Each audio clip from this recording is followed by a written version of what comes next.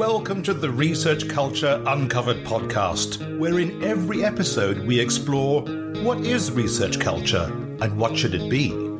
You'll hear thoughts and opinions from a range of contributors to help you change research culture into what you want it to be. Hello and welcome to Research Culture Uncovered. I'm Emily Goodall, a researcher developer from the University of Leeds. Today we are joined by two guests from the University of York, Karen Glerham and Lucy Cheseldine, who are leading on the Valuing Voices project, which supports the research community to design and deliver equitable and responsible research practices. They have developed an online toolkit and deliver training around the world. So I'm really excited to have you on the podcast. Welcome. Thank you. Thank you. Pleased to be here. To start with, could you introduce yourselves in a little bit more detail and tell us about the Valuing Voices project?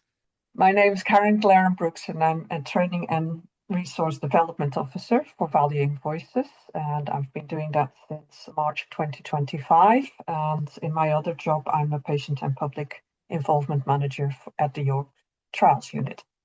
And I'm Lucy Cheseldine. I'm also a Training and Resource Development Officer on the Valuing Voices project, and I've been working with Karen since March to develop the tool and to deliver the training and to produce a suite of resources around the tool.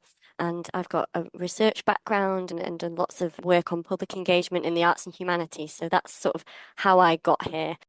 Could you tell us a little bit more about the Valuing Voices project? Where did it all begin? It sounds like there's quite a lot of overlap with the public engagement space.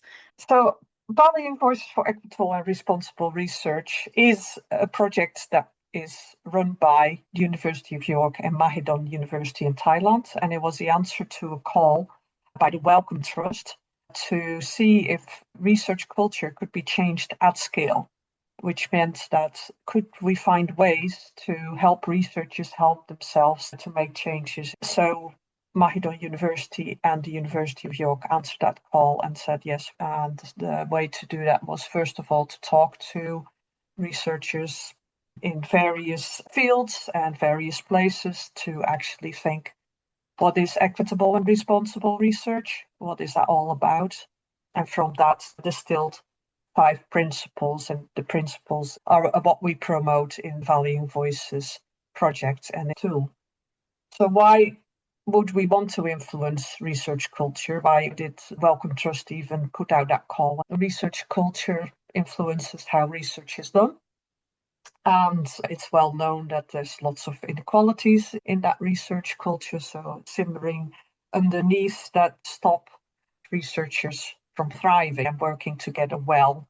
So, for example, do junior researchers get enough space to develop their ideas, to voice their opinions, and so on and so forth. There's differences between Global North and Global South in terms of opportunities and how they're viewed. Quantitative research versus qualitative research, how that is viewed. The quantitative researchers may think that their findings are slightly more important than the qualitative finding, for example. And also between the sciences and the arts and humanities, there's all sorts of underlying tensions that prevent everybody and everything from thriving, because you need everybody to bring their best self to work. So that's in a nutshell what this project addresses and what this project is all about. So trying to level the playing field, trying to empower everybody as much as possible, and ultimately create research that is as inputful as possible. Thank you for that overview. Lucy, can I bring you in here? Could you just outline very quickly what the 5 principles are? Yes, these 5 principles that we've developed and co-designed with researchers are taken from 10, which we originally had. But in order for researchers to really work deeply and practically with principles, we thought that 5 was enough to handle, encompass all of the different topics that came up over that workshopping period. But we have engagement and impact, which might be the principle that's most familiar to people. We know it's the most visited principle on our tool. Certainly in the UK, it's been driven by REF, but we've worked with our Thai partners who do engaged research really, really well. So that's key. We have equity and diversity in teams. So putting together research teams that are diverse, can deal with the complex challenges of research today, but also thinking about how we work in big international research teams, we work across disciplines, and how do we do that equitably. And then we have strategic risk mapping, thinking about what can go wrong in a project, making sure you've planned, prioritized, thought about mitigation measures. And as Karen and I found out recently, you can easily get caught up in the kind of geopolitics and the unstable climate of the world at the moment, because when we were going out to deliver some training in Uganda, we were supposed to be flying via Doha. And obviously, due to conflicts in the Middle East, our flights were cancelled, we were directed. So it's thinking about that wider climate that we're caught up in, and the things we can't control, but we can plan for, and then thinking about those risks in the project that you can make contingency plans for, the things that you can control as well. Environmental sustainability is our fourth principle, which is in a way self-evident, but we're not asking people to solve the problem of fossil fuels. It's thinking about really practical measures that you can take in your day-to-day research practices. So things like the food and the catering you have at conferences, thinking about the climate emissions of travel for research. Can you have meetings online? Can you get hold of digital copies of things you might be traveling miles to see in archives? Do you really need to go to all of those conferences? And then thinking about how, if you do create products from your research, are you using those materials and sourcing them in sustainable ways? And then finally, we have reflection and learning. And this is, I guess, in a way, it's the principle that's embedded throughout everything else, really. That to be a researcher who is reflective of your practice is really important, and to be capturing the learnings as you're going through and making time to evaluate where you're going, where you want to go, are things going as well as possible. We find that is a really key part of everything we do and underpins the rest of the principles. As we've been delivering our training, we've learned more and more how interconnected they are. That if you want to put together a good team, for example, you need to think about who you want to engage with. And is that community that you want to work with going to see themselves reflected in that research team and therefore trust the team? And we've thought about, okay, if there's potentially conflicts between stakeholders that you're working with, then you can identify those at the point of risk mapping at the beginning of a project. So more and more we're finding as we work with researchers that these 5 principles really do speak to one another. Yeah, I completely agree with the time for reflection and learning. That's not always easy when you're a researcher, to take that time to step back and think. So hopefully by using the tools and maybe attending your training, that gives kind of the gift of time to actually go and do those activities. That sounds really valuable. From a research culture perspective, I'd really like to focus in on the equity and diversity in teams principle. In your view, why is this one so important, and what does it actually mean in practice for the researchers? So equity and diversity in teams, it feels like a really central principle to our own project as well. And really it gets at the heart of what we're trying to do. We're thinking there about team equity, and we're also thinking about global equity. And those are the really 2 central parts of this principle. Right from the start of a project, so for example, on our project, we have a HR officer. So we're thinking about, from the very beginning, how do you recruit a diverse team who's going to be up to the challenge of the research? How does that include early career researchers, perhaps those who've come from industry and bring different kinds of knowledge to the project? How do we balance the really important work of professional services staff in managing projects and understanding the way that funding works and keeping things on track with the lead researchers who carry forward their own expertise in the project? So we're thinking right from the very beginning, how do you put together that team?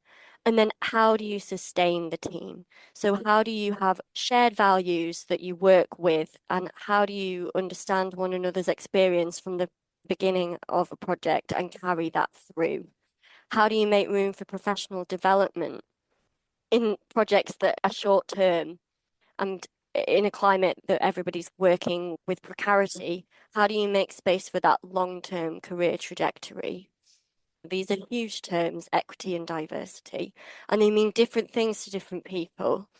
And really, our project is very much grounded in, okay, so these are defined by the actions that we take, the practical models and the things that we do and build up from. We have lots of those on the tool, but we've also been practicing what we preach, really. So we see ourselves as a living lab, our own research team, as a place to experiment. And we've been using different models to think about what does this actually look like in practice. Karen, would you like to talk a little bit about some of the models that we've been using? In our team, we started off with just a completely flat model where everything was very democratic and everybody could have a say about everything.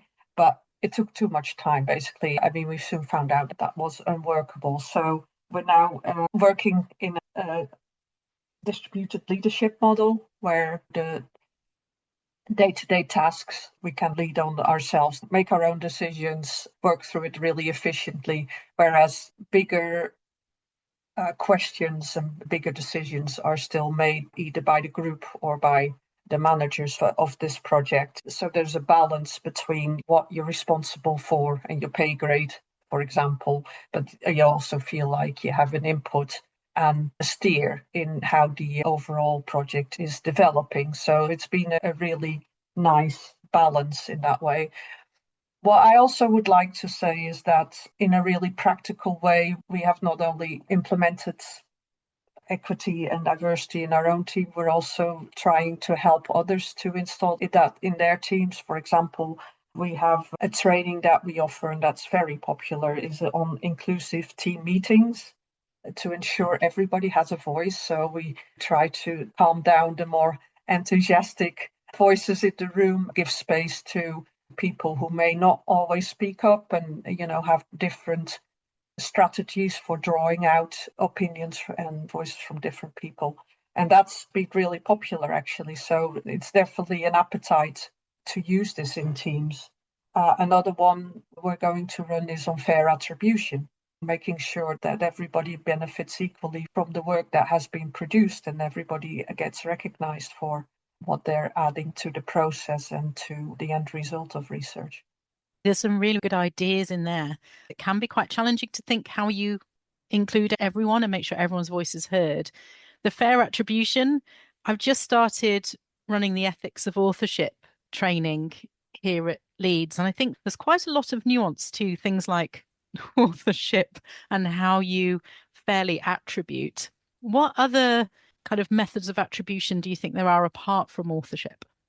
I think that's been really nice in this team is just a recognition of who does what in the group. For example, we've put in a proposal for a session at a conference and it gets accepted. We say, well done to the person who put in that proposal. And I think it's those little touches that are really nice. That's not the big thing of authorship, but that's just from day to day recognizing when a person does a good job.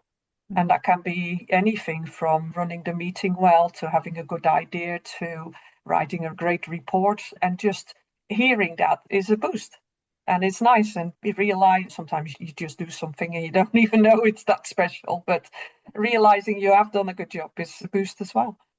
That kind of gets at another part of our project and how we see research. It's not just a series of articles at the end that are published in academic journals. Part of what we're doing is to encourage the diversity of outputs as well.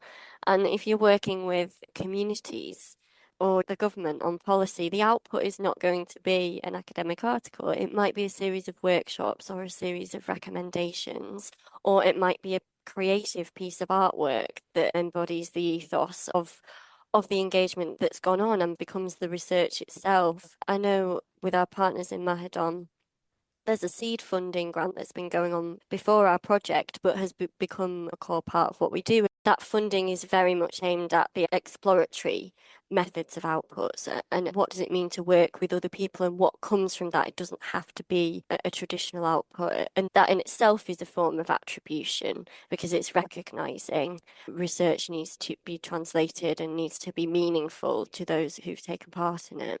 It speaks into the first principle of impact and engagement and how we do it in different ways. You mentioned the living lab model as a way of working. What reflections do you have on this experience of using that and what lessons did you learn from it? We started a living lab, I think, without really realizing we were a living lab. We were just experimenting, for example, with a leadership model. But I think once we realized it, we really ran with it because it's practicing what we preach. It makes it so much more valuable to us to say, look, we're doing this ourselves. We're a more reliable source because we make mistakes, we correct the mistakes, we reflect on what's going well, what could be improved. It gives us a lot of room to say, okay, here is a gap. Let's try to fill it. Let's see what we can do. For example, really simple thing we did was when we went to a conference, we wanted to give out some paper to draw people to our website with a QR code. We said, what can we do that's not very environmentally sustainable to give out all that paper that goes in the bin? Let's print the QR code on seed paper. So, you can grow the seeds into little flowers. It'll be a nice touch and you reuse that paper. So it's more environmentally sustainable. So we did that and we only thought about the reuse, but what we learned was the impact changed. When we gave the seed paper, we could say, look, environmental sustainability is one of our principles. And we also realized people saw it as a bit of a gift. So it was received very positively. And from feedback that we got pictures of flowers that people had grown, we also knew that, valuing voices project stayed on their mind for a lot longer. So that was just one example of how just toying around with one of the principles actually opened our minds to that this wasn't just about reuse. This was actually about creating more impact. And it was a really nice surprise to see how, when you think out of the box a bit, something really wonderful can happen. I love the idea of the seed paper. I might steal that one. So from what you've learned so far, how do you think you could build things like distributed leadership more generally into research cultures? So a couple of things. The tool that we've been developing, as I guess the major output of our project, is packed full of practical resources for researchers and professional services staff who want to trial out the principles in practice. Karen and I have sifted through lots and lots of resources that are out there, and we've created some of our own to curate a set that is really based on practical implementation of these, let's face it, quite complicated and often unwieldy ways of working. There are lots of checklists. We love a checklist, and lots of short practical resources on there that will help you. Things like leadership models into practice. There's checklists for reflection meetings. There's different ways of running meetings on there. There's things like carbon calculators. If you want to think about, okay, so should I go to this conference? What will happen if I do? There's digital carbon calculators. So there's all kinds of practical resources based on the 5 principles. Also, to step back and answer your question in a bigger picture way, one of perhaps the most inspiring things that we've had the privilege to do on this project was deliver some training on the 5 principles to masters and PhD students at Makerere University. That was feeding into a bigger agenda of training 1 million PhD students across Africa, because there's a huge young population and not as much of an infrastructure. Projects like ours, but also just the general enthusiasm that we were met with when we went there, is really key to pushing forward the next generation of researchers who are hoping to develop the world that they live in and make an impact through their research. That was a fantastic experience, because it was probably the most engaged group of people and researchers that we've worked with so far. The discussions were buzzing. They were clearly really already tapped into the funding landscape, having to think about how they're going to become an independent research and fund their ideas.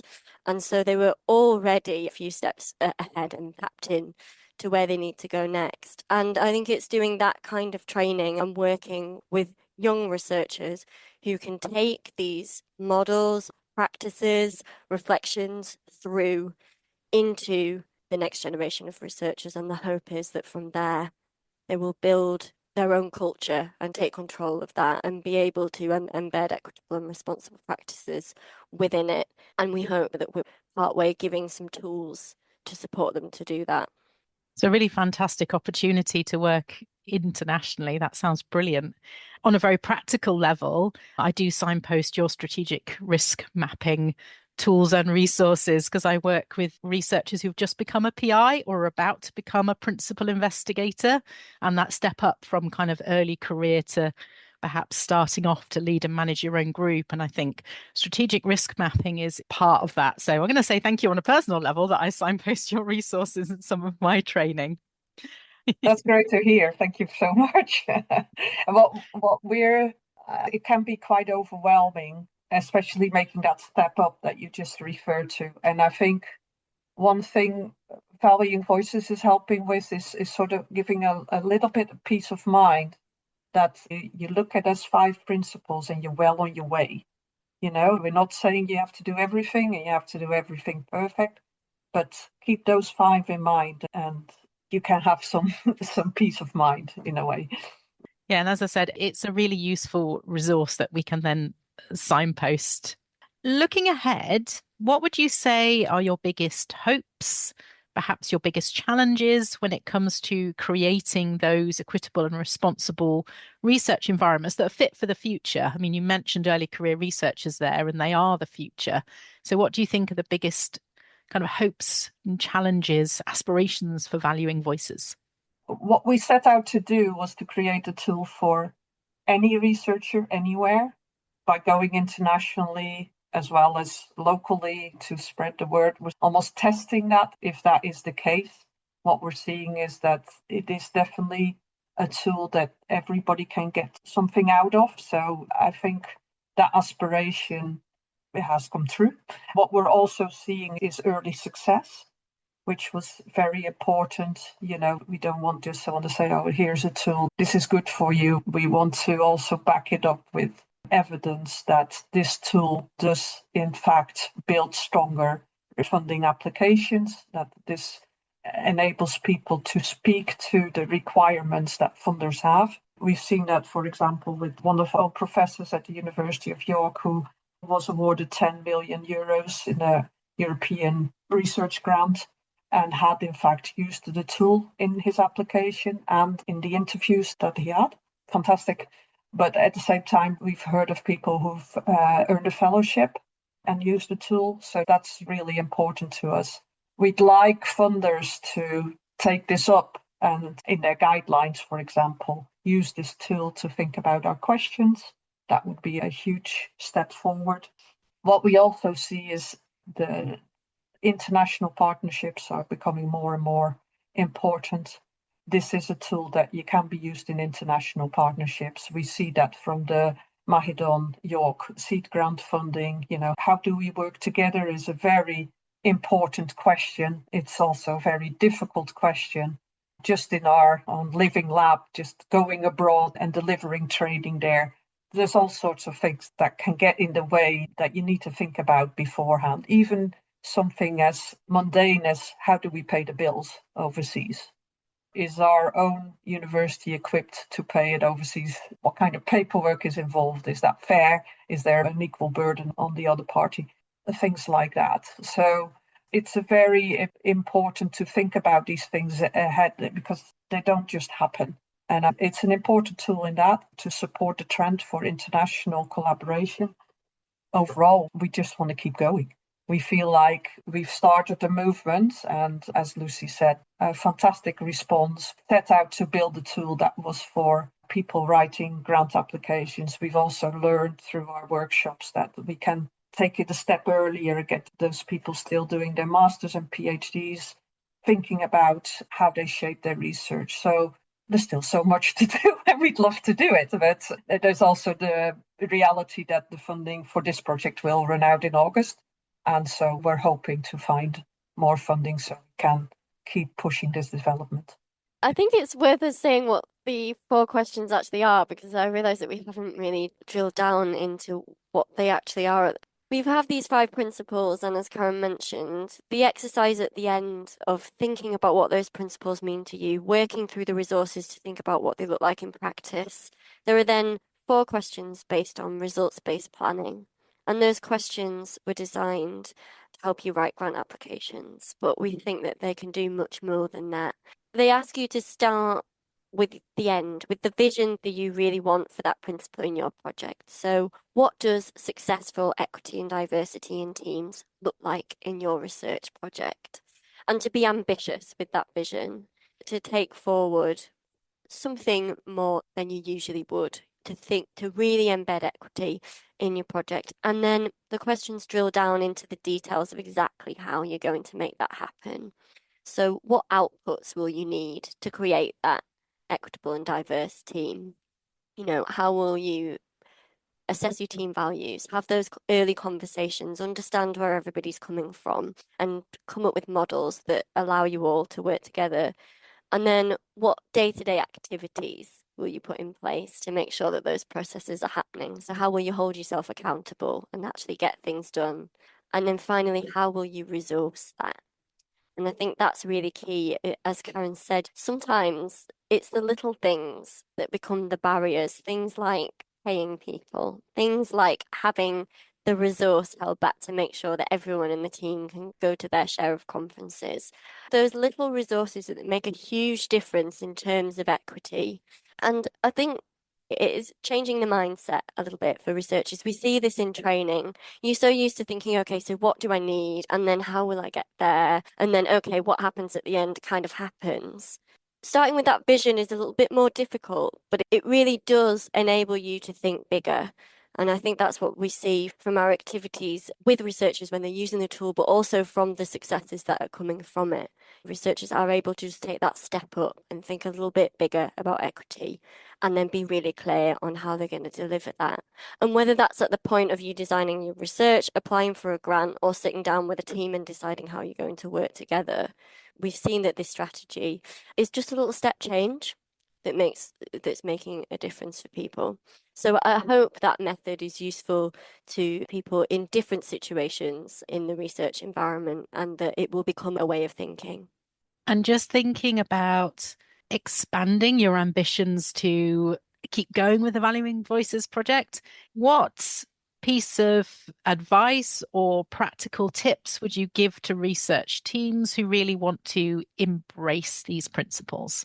We always say, go and look at our tool. It's there for you to use for free. It's a great way to start discussions and to elevate your thinking about these principles. We also say start small. Maybe you want to have a closer look at one of the principles. It's definitely not a requirement to say, okay, we need to implement all 5 of these and we need to do all-encompassing changes to make this happen. Start small. Pick a principle, have conversations around the questions and implement it, see how you get on and see how you can build on it. Lucy, any practical tips or advice from you? I can't say any more than go look at the tool, which is full of practical tips and advice. But one thing I will say is that the ethos of what we're doing is really based on collaboration.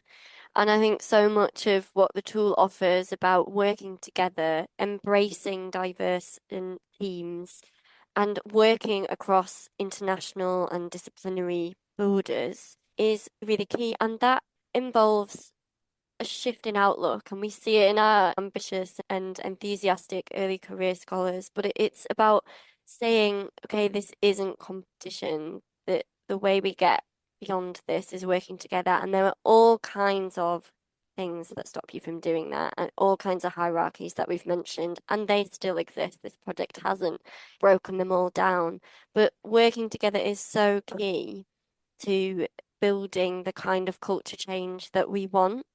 We really hope that some of the things on the tool give you ways to do that and give legitimate ways to do that and empower researchers to say, this is the way forward and this is how we'll get the best out of research. So yeah, just embracing that way of working. Thank you. I think those thoughts on collaboration, working together, and that empowerment is really some key messages that I've taken away from our conversation today. That's all that we've got time for. So thank you so much for joining us. And I hope that you have inspired some of our listeners to join the Valuing Voices movement. So thank you very much. And I hope our listeners will join us for future episodes. Thanks for listening to the Research Culture Uncovered podcast. Please subscribe so you never miss out on our brand new episodes. And if you're enjoying the discussions, give us some love by dropping a 5-star rating and written review, as it helps other research culturists find us. And please share with a friend and show them how to subscribe. Email us at academicdev@leeds.ac.uk. Thanks for listening, and here's to you and your research culture.